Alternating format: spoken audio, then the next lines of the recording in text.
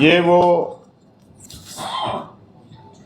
बच्चे बच्चियां हैं, छात्र छात्राएं हैं जो कल देश का भविष्य होते, जिन्होंने आत्महत्या का कदम उठाया सरकार की नाकाम पॉलिसी की वजह से।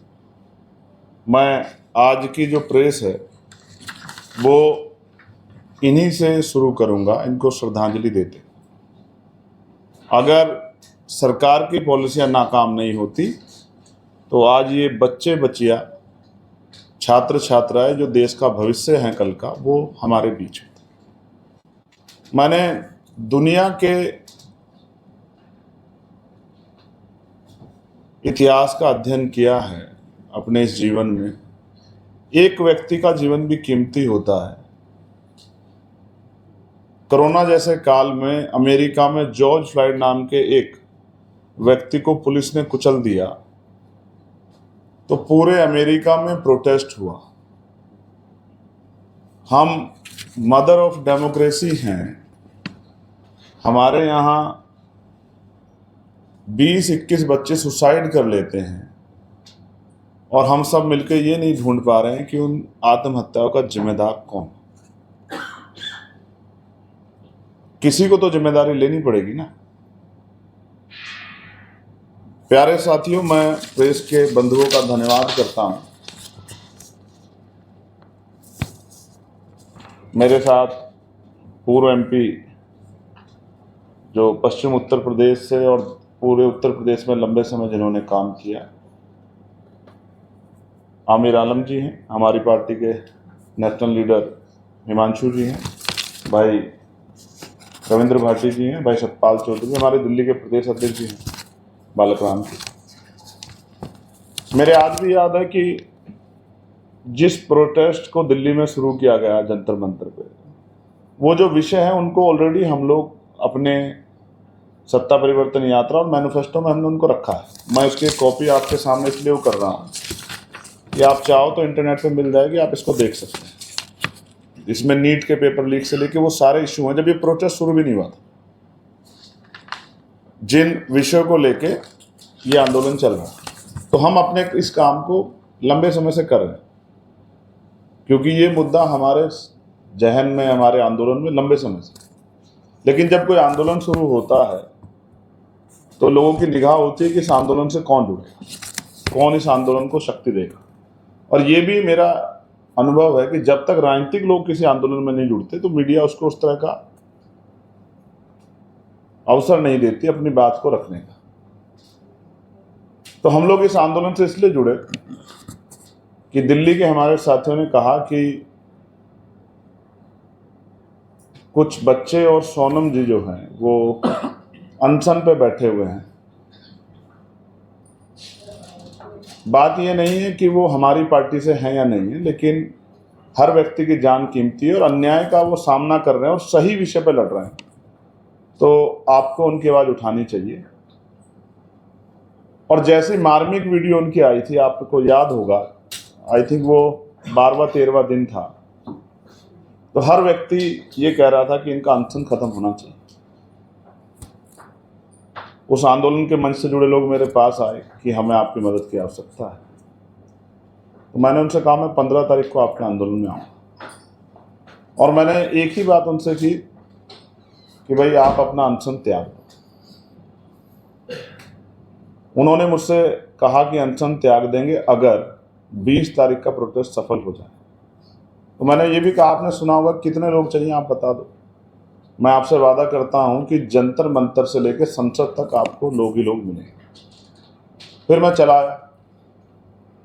18 तारीख को एक कार्यक्रम में गया मुंबई, तो खबर आई रात में दिल्ली के हमारे जो सीनियर लीडर हैं कि साहब आज प्रोटेस्ट शायद उठ जाए। जो मंच है उन्होंने डिमांड किया कि भैया आ जाएंगे तो हो सकता है कि हमारा रुक जाए और हमारा 20 का कार्यक्रम सफल हो जाए। तब सोनम भाई को उस दिन सुबह के समय जो है पुलिस ने वहां से उठा लिया। तो मैं सीधा आया एयरपोर्ट से और जंतर मंतर गया, घर नहीं गया। 2 बजे से, रात के 2 बजे से और सुबह 6:45 बजे तक वहाँ रहा। कि अगर कोई भी बात होती है तो कल ये ना कहूँ औरों की तरह कि मैं सो गया था, मेरी जानकारी में नहीं था कि इतना बड़ा अन्याय हो गया है, इसलिए मैं वहीं रहा और फिर वहाँ से चुपचाप चला आया। जब दिन निकल गया और लगा कि अब कुछ इस तरह की स्थिति नहीं बनी, और मैं इनको ये भी बता के आया कि 19 तारीख को कोई आपको उठा नहीं पाए, क्योंकि इतने लोग आ जाएंगे कि फिर इस प्रोटेस्ट को कोई हिला नहीं पाए। प्यारे साथियों, क्योंकि बहुत लंबे समय बाद शिक्षा को लेकर आंदोलन हुआ, और ये जो आंदोलन था ये युवाओं के भविष्य से जुड़ा हुआ था, और युवा क्या है, वो इस देश की रीढ़ है। तो ये मात्र पेपर लीक का विषय नहीं है। पेपर लीक जब होता है तो वो सीधा हमला होता है भारतीय संविधान की प्रस्तावना में जो अवसर की समता का अधिकार मिला, और भारतीय संविधान की प्रस्तावना उसकी आत्मा है। हमारा पूरा आंदोलन भीम आर्मी से शुरू हुआ हो या आज़ाद समाज पार्टी का, वो शिक्षा के आसपास है। हमारी पाठशालाओं कि हमने पाठशाला खोल के शिक्षा के कार्य को आगे बढ़ाया। तो जब सीधा हमला संविधान पे होगा तो संविधान की रक्षा के लिए हम लोग आगे आएंगे, चाहे कोई बुलाए ना बुलाए।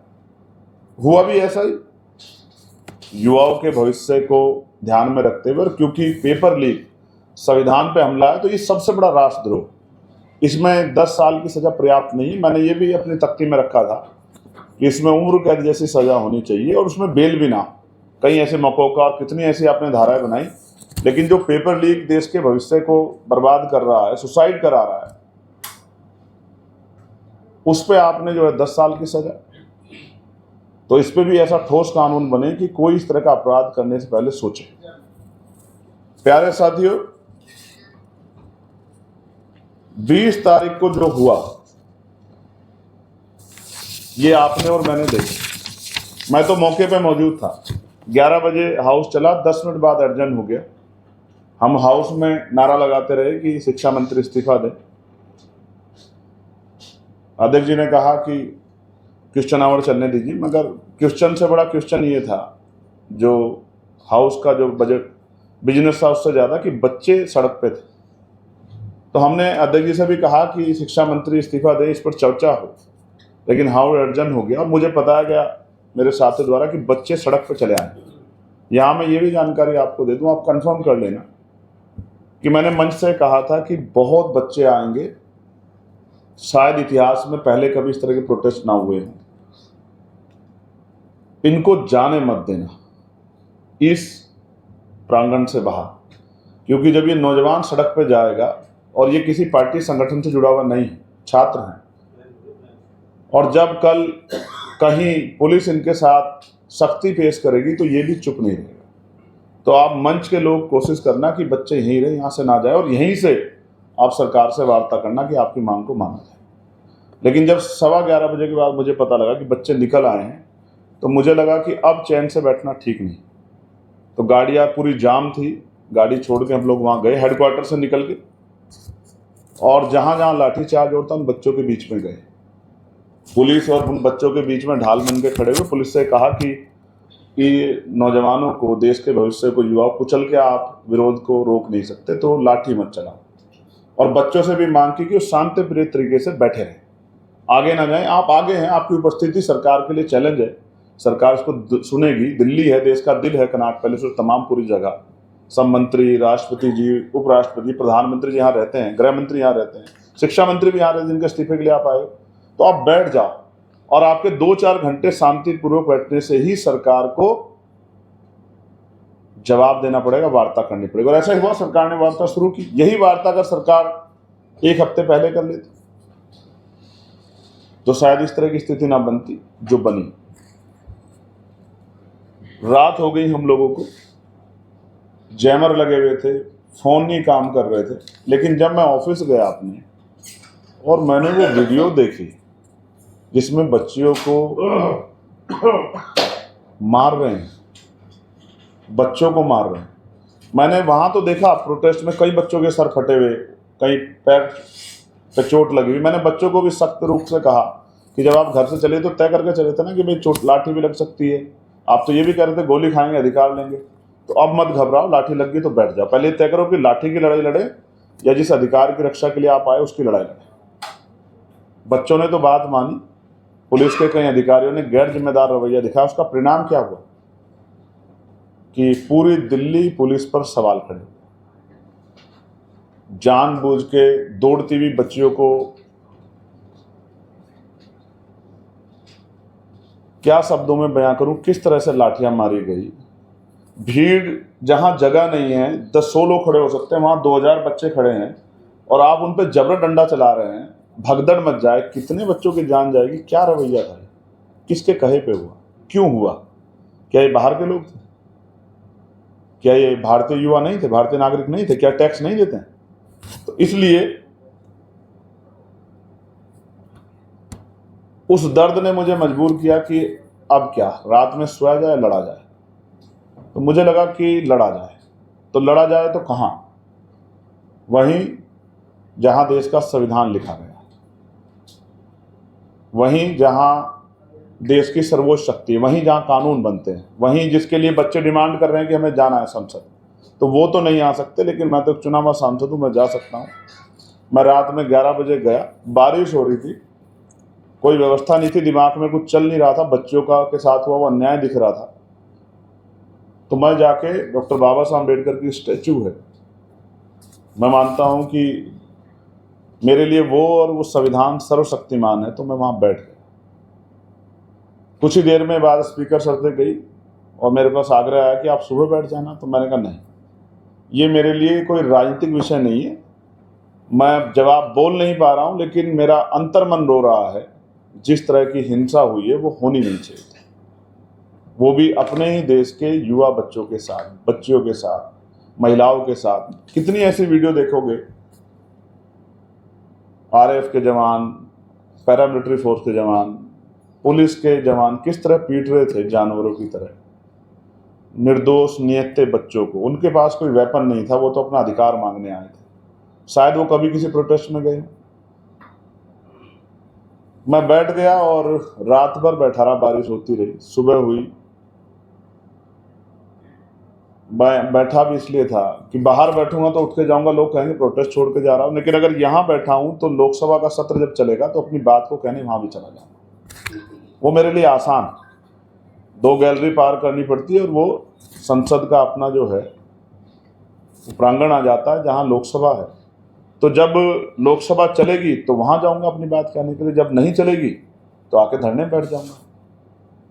मैं पढ़ा लिखा व्यक्ति हूँ, एक एक चीज की अहमियत समझता हूँ। मैं जाके जंतर मंतर में बैठ सकता था, लेकिन मैं जंतर मंतर से गाड़ी लेके इधर को जाता हाउस की तरफ, मेरे पीछे बहुत सारे लोग भागते। तो व्यवस्था होती तो मैंने वो छोड़ दिया। मुझे लगा कि मैं दूसरे का इंतजार क्यों करूँ, मैं भी तो एक युवा हूँ, मेरी भी तो जिम्मेदारी, मैं भी तो तनख्वाह लेता हूँ, मैंने भी तो शपथ ली है संविधान की, तो मैं क्यों ना करूँ उस काम को। भाई ये तो चाहती ना हर मास शहीद आजम भगत सिंह और चंद्रशेखर जी पैदा हो, लेकिन हो पड़ोसी के यहाँ, क्योंकि उनको शहादत देनी है। तो दूसरों से क्यों उम्मीद करें। उन युवाओं ने तो पढ़ाई लिखाई करने का उनका काम है, हम राजनीति कर रहे हैं, हमारी जिम्मेदारी बैठती है। हम तो ये जो है इस बात की जिम्मेदारी लेके हमने पार्टियां दल बनाए, तो हम इस काम करेंगे। तो मैं बैठ गया, एक रात गुजरी, एक दिन गुजरा, फिर एक और रात गुजरी, फिर एक और दिन आया। बहुत सारे सांसद भी मिलने आए, बाहर को भी देख रहा था क्या हो रहा है। सरकार के मंत्री भी आए मुझे मनाने के लिए, मगर मैंने उनसे कहा कि मुझे मनाने की बजाय धर्मेंद्र प्रधान जी को मनाइए कि वो इस्तीफा देगा, क्योंकि वार्ता तभी शुरू होगी जब इस्तीफा हो जाएगा। ये पहली बार है कि मैं इतना पीसफुल प्रोटेस्ट कर रहा था अकेले बैठ के। ये भी ऐतिहासिक है, आप सब लोग जानते हैं। आपने कभी मुझे ऐसे देखा नहीं होगा कि मैं अकेला बैठ के आंदोलन कर रहा हूं। लेकिन सवाल यह है कि आज की प्रेस कॉन्फ्रेंस क्यों, आंदोलन से आके यहाँ क्यों? जब आंदोलन हो रहा था तो यहाँ क्यों बैठे हम लोग? तो उसका कारण है कि कल जो हुआ शायद वो बहुत सारे लोगों ने ना देखा, मगर मैंने देखा। और मैं आपको बताना चाहता हूं कि कल जो हुआ है वो किसी भी देश की लोकतांत्रिक व्यवस्था में अच्छा नहीं। जब आपके साथ अन्याय होता है तो आप कहां जाते हो? पुलिस के पास, एडमिनिस्ट्रेशन के पास। और जब अन्याय करने वाली सरकार हो तो जो नहीं सुन रहा सरकार का व्यक्ति, उससे बड़े व्यक्ति की तरफ हम लोग मांग पत्र देते हैं, आंदोलन करते हैं। और जब सरकार ही दमन करने लग जाए तो आप कहाँ जाते हैं? सरकार दमन पे उतर आए कोर्ट में। और जब राज्य के कोर्ट ना सुने, हाई कोर्ट ना सुने, तो हम कहाँ जाते हैं? और जब सुप्रीम कोर्ट में बैठे चीफ जस्टिस ये कह दें कि हम पे अन्याय देखने का समय नहीं है, तो फिर क्या किया जाए? जब हम पे अन्याय होता है तो हम कहते हैं कि I will see you in court. और जब कोर्ट जो है, जैसे मेरे साथ कई बार उलझन होती तो मैं कहता हूं कि मैं आपको पार्लियामेंट में देख लूंगा, मेरा प्रिविलेज है, मैं जाके जो है दूंगा भी, मैंने दिया भी है किसी के खिलाफ, अधिकारियों के खिलाफ। लेकिन जब न्यायपालिका के सर्वोच्च पद पे बैठे सबसे रिस्पॉन्सिबल व्यक्ति ये कह दे कि हम पे समय नहीं है, तो फिर नाउम्मीद हो जाते हैं लोग। मैं भी ऐसा ही हुआ, कल निराशा हुई ये सुन के कि हम पे समय नहीं है वीडियो देखने का। हम कहाँ जाएं? वो बच्चियाँ कहाँ जाए, वो बच्चे कहाँ जाए? उस अन्याय के खिलाफ कहाँ जाके लड़ें? अमेरिका की कोर्ट में, या नेपाल बांग्लादेश की कोर्ट में कहाँ जाए, या रूस? मुझे लगा कि अब समय आ गया है, अब जो चुप रहेगा उसको जनता माफ नहीं करेगी। अब समय आ गया है लड़ने का, और इस तरह से लड़ने का कि देश का हर एक व्यक्ति, जहां इंटरनेट नहीं है, वो भी जान जाए, वो भी जाग जाए, वो भी समझ जाए कि हम निर्णायक समय में हैं। आज जो चुप रहेगा वो भी मरेगा, और जो बोलेगा वो तो किस हालत में आप देख रहे हैं। तो प्यारे साथियों, हम भारतीय हैं, हम निराशा में भी आशा ढूंढते हैं, हम निराश नहीं होते।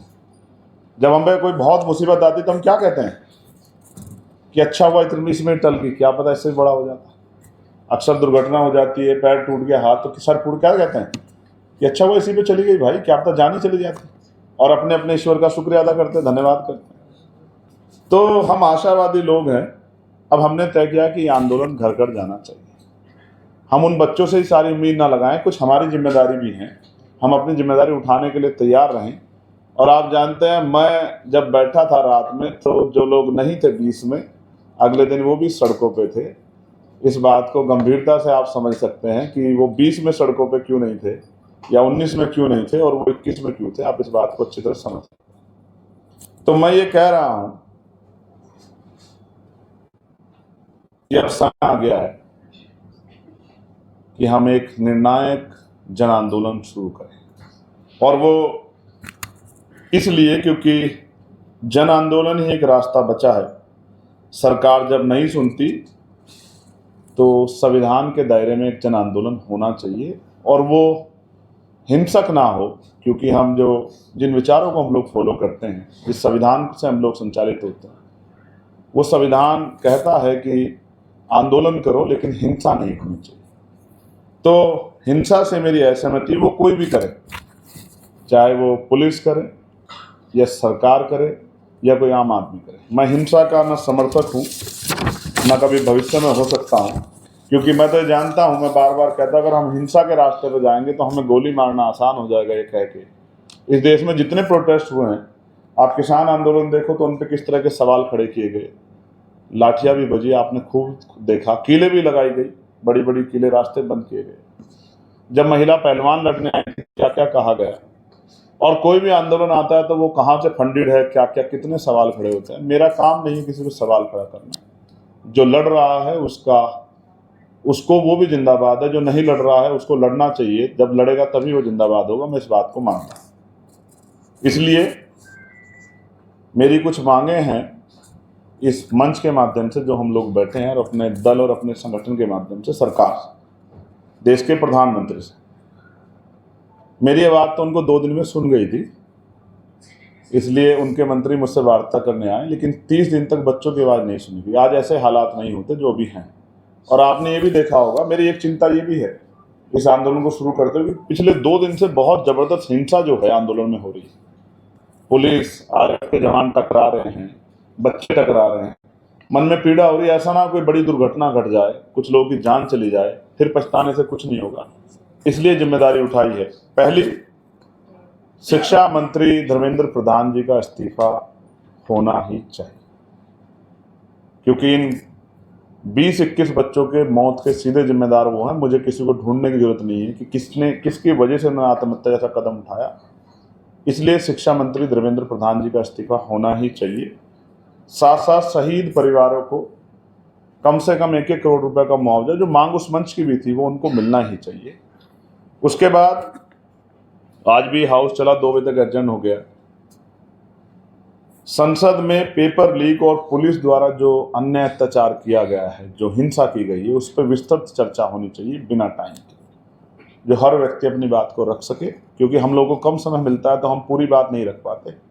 वरना तो जो हमने अपनी आंखों से देखा, एक तो होता है दूर से देखना, जो मौके मौजूद था उसको तो पता है कि क्या क्या हुआ, किस तरह से आंदोलन को उकसा के और लाठीचार्ज किया गया, और किस तरह से असामाजिक तत्वों ने बढ़ के जो है उस आंदोलन को डिस्टर्ब किया, कमज़ोर किया। और लगातार वहाँ इस तरह के असामाजिक तत्व लगातार आ रहे थे और उनको रोकने की पुलिस ने क्या व्यवस्था की, क्या उनको डिटेन किया, ऐसा भी मुझे कहीं दिखाई नहीं देता।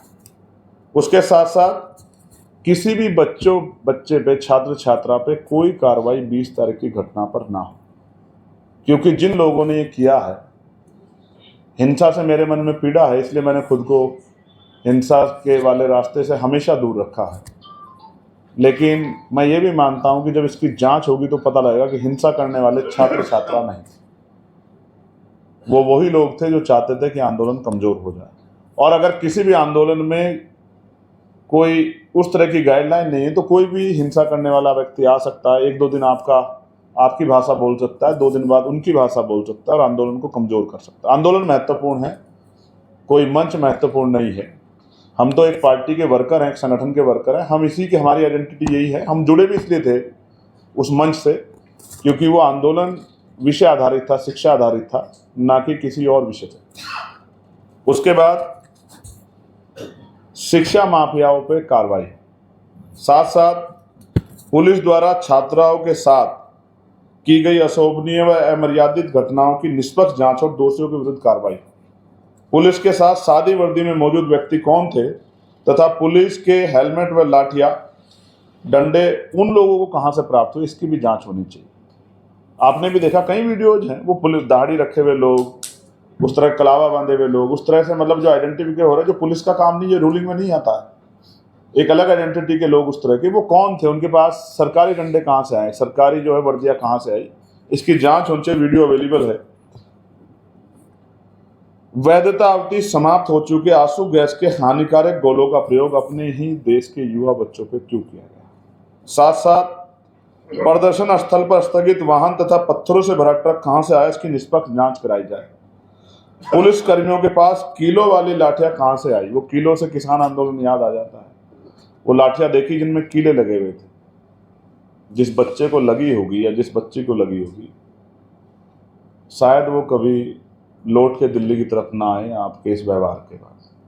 तो उसकी जांच हो और उसका उपयोग करने का आदेश किसने दिया, इसकी भी जांच होनी चाहिए। साथ साथ पुलिस व केंद्रीय सशस्त्र बलों के जवानों की वर्दी पर नाम पट्टिका क्यों नहीं, इसकी भी जांच हो रही है, उत्तरदायित्व। और भविष्य में कभी भी कोई प्रोटेस्ट हो तो सरकार सुनिश्चित करे कि जो जवान ड्यूटी लगे वो वर्दी में ही हो, जो है संतोष है, विश्वास ना पैदा हो, उसकी नेम पट्टिका हो, जिससे पता लग जाए कि कौन अच्छा काम कर रहा है और किसने जो है अपने ऊपर कोई काबू नहीं रख पाया, उसने बच्चों का हरसमेंट किया, ये भी सामने आना चाहिए। साथ साथ NEET, UG 2026, AIEEE, JEEE main सभी प्रतियोगी परीक्षाओं में पाई जाने वाली अनियमितताओं को समाप्त करने हेतु प्रभावी व्यवस्था की जाए।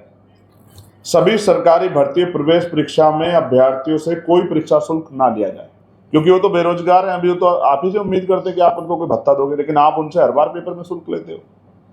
वो टैक्स भी देते हैं, आपको शुल्क भी देते हैं। तो परीक्षा शुल्क बंद हो।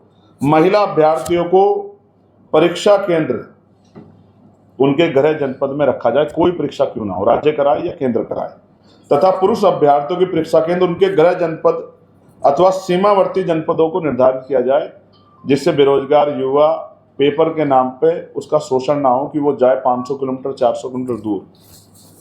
साथ साथ पेपर लीक व भर्ती संबंधित अनियमितताओं के मामले में सख्त, निष्पक्ष एवं समयबद्ध कार्रवाई सुनिश्चित कर उम्र कैद की सजा दी जाए।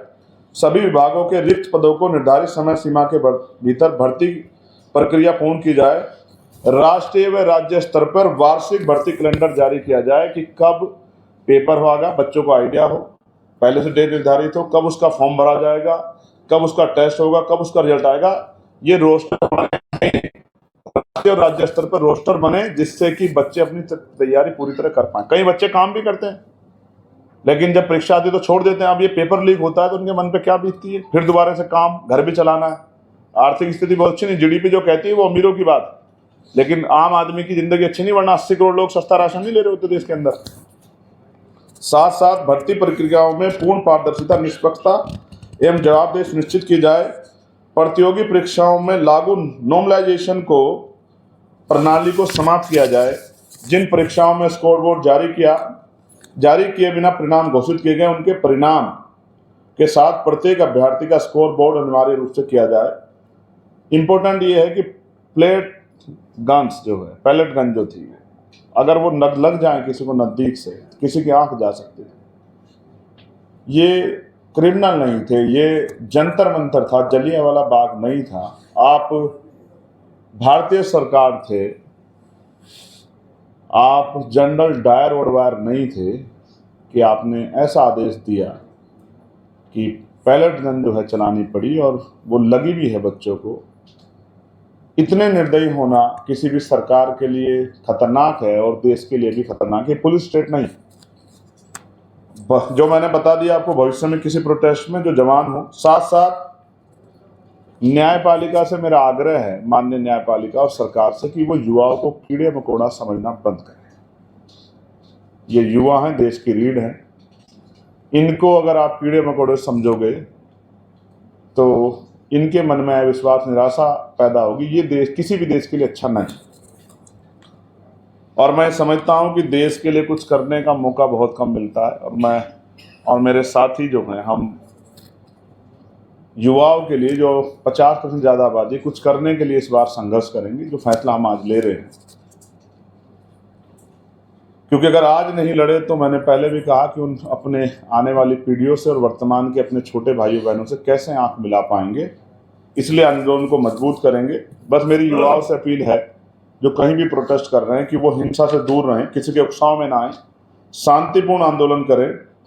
और आज ही हम कोशिश करेंगे, जो मेरे साथी हैं पार्लियामेंट में, उनसे वार्ता करके हम देश के गृह मंत्री से मिलेंगे। क्या उनको इस इतनी बड़ी घटना की जानकारी नहीं है? अगर वो हमें नहीं सुनेंगे तो हम वहीं उनके दफ्तर के बाहर अपना विरोध भी दर्ज कराएंगे। जब बाबा साहब के स्टैचू पे धरना हो सकता है तो उनके दफ्तर के बाहर भी हम धरना कर सकते हैं। ये हमारा अधिकार है, क्योंकि देश के युवाओं को सवाल है, और यहाँ पुलिस गृह मंत्री जी के पास है, उनको जवाब देना पड़ेगा। उनकी चुप्पी अविश्वास पैदा कर रही है। जब बेटियां दिल्ली में सुरक्षित नहीं तो कहां सुरक्षित होंगी? और हम लोगों ने तय किया कि आजाद समाज पार्टी काशीराम और भीम आर्मी 25 तारीख को सभी जिला मुख्यालयों पर आंदोलन करेगी। मैं आपके माध्यम से अपने साथियों से कहना चाहता हूं कि आंदोलन इतना मजबूत होना चाहिए, शांतिपूर्ण संवैधानिक मर्यादाओं में, कि सरकार को पता लगे कि अब इस आंदोलन को लाठी डंडों से दबाया नहीं जा सकता, वार्ता करनी पड़ेगी और बच्चों की मांग माननी पड़ेगी। अगर जिला मुख्यालय आंदोलन से काम नहीं चला तो फिर क्या? तो फिर राज्य स्तरीय आंदोलन होंगे, प्रदेश स्तरीय मुख्यालयों पर मार्च होंगे, घेराव होंगे, धरना प्रदर्शन होंगे। उससे भी काम नहीं चला तो जेल भरो आंदोलन भी चलाएंगे, रजिस्ट्रेशन कराएंगे। अगर लाखों लोग गिरफ्तारी देनी पड़ी तो लाखों लोग गिरफ्तार देंगे, लेकिन युवाओं को बर्बाद होने नहीं देंगे। वो हमारा भविष्य। उससे भी काम नहीं चला तो जैसे आज महाराष्ट्र बंद बुलाया गया है कुछ संगठनों के द्वारा, अपने युवा भाइयों बहनों के भविष्य को सुरक्षित रखने के लिए और उनकी पीड़ा को कम करने के लिए देश बंद जैसा आंदोलन भी करेंगे, लेकिन चुप नहीं बैठेंगे। इस बात के लिए मैं आज आपके बीच उपस्थित हूं कि बहुत हो गया है, बहुत हो गया है, अब नहीं, और अब नहीं तो कभी नहीं। आज उन्हें हमारी जरूरत है, नेता तो जाते हैं चुनाव के समय हाथ जोड़ के उनकी बस्तियों में वोट मांगने के लिए, लेकिन आज उनको हमारी ज़रूरत है। हमारे लिए राजनीतिक नहीं है, हमारे लिए इसलिए ज़रूरी है क्योंकि हर घर में नौजवान हैं। हम अपने संगठन के जरिए, क्योंकि हम एक बड़े संगठन को रिप्रेजेंट करते हैं, आप इस बात को जानते हैं, दिल्ली में भी हमने 5-5 लोगों के आंदोलन पहले किए हैं और शांतिप्रिय आंदोलन किए हैं। कभी कोई एक पत्ता भी नहीं हटा, कभी किसी को कोई चोट भी नहीं लगी। गर्मी, भयंकर गर्मी में आंदोलन किए हैं। इसलिए मैं कहना चाहता हूं कि अब ये आंदोलन बढ़ेगा, अब ये आंदोलन किसी पर रोके नहीं रुकेगा। और उत्तर प्रदेश में तो अघोषित इमरजेंसी लग गई है। इसका मैं एक उदाहरण आपको बताता हूं। हमारे सारे ही पदाधिकारी डिटेन किए हुए हैं पुलिस ने, तहसील से लेकर जिले प्रदेश स्तर के सारे पदाधिकारी। और उसके साथ साथ मैंने जब अभी मेरे पास ऑफिस में मैसेज आया, जो लोग बाहर हैं वो 25 तारीख का बैनर बनवाने के लिए गए, तो सारे बैनर बनाने वाले शॉपों ने मना कर दिया कि प्रशासन ने कहा बैनर नहीं बनाना है। आप कहोगे तो मैं अपने फोन से अभी आपको मैसेज दिखा दूंगा, आप जानते हैं मैं झूठ नहीं बोलता। उन्होंने मना कर दिया कि बैनर नहीं बनाना है क्योंकि हुकूमत चाहती है कि उनका विरोध ना हो। लेकिन सच ये है कि हुकूमत को नहीं पता कि नौजवानों ने बगावत कर दी है। आप मान जाओ या ये नौजवान आपको मना देंगे, मेरी बात को आप याद रखना। और जिसको नहीं पता वो जान ले, 11:30 बजे से 7:30 बजे तक मैं प्रोटेस्ट के बीच में था। और अगर हम नहीं होते तो क्या होता? हम प्रथम रंते भारतीय हैं, हमारे लिए देश पहले है, हम डेमोक्रेसी को मानते हैं, इसलिए हमने अपनी जिम्मेदारी अदा की। वरना उस भीड़ में कोई अपनी जान का रिस्क लेने को तैयार नहीं था। जहां पुलिस लाठी लेके, पैलेट गन लेके, टीयर गैस, मैंने भी टीयर गैस का दर्द झेला है। कुछ पत्रकार साथी भी यहाँ जो मौके मौजूद थे, हमें भी लाठियां लगी, हमारे साथियों को भी लाठियां लगी, लेकिन वो लाठियां 1000 बार स्वीकार हैं बच्चों के साथ इस अन्याय को रोकने के लिए, उनकी मांगों को पूरा कराने के लिए। जो रोड है वो पार्लियामेंट स्ट्रीट रोड वही है ना, मेन जो है, उसका वीडियो जो आप देखना, कम से कम 1 लाख युवा थे वहां जो हम पे विश्वास करके बैठे थे, जिनसे हमने अपील की थी कि आप उठना मत, क्योंकि मुझे ये भी पता था वो उठ के आगे जाएंगे। और आगे भी पूरा पैक है, बैरिकेडिंग हुआ, और उसके अगली तरफ गोलियां उनका इंतजार कर रही है उनकी जीवन रक्षा के लिए, क्योंकि उनको आंदोलन का अनुभव नहीं। मैंने उनसे हाथ जोड़ जोड़ के रोक के रखा कि आप आगे मत जाना, यहीं बैठ जाओ, सरकार आपको सुनेंगी अगर आप इसको शांतिपूर्वक रखोगे। मैं पुनः इस बात को दोहरा दूं कि हम इस आंदोलन में इसलिए हमने सहयोग किया इस मुद्दे का, क्योंकि हमारे मैनिफेस्टो में पहले से है।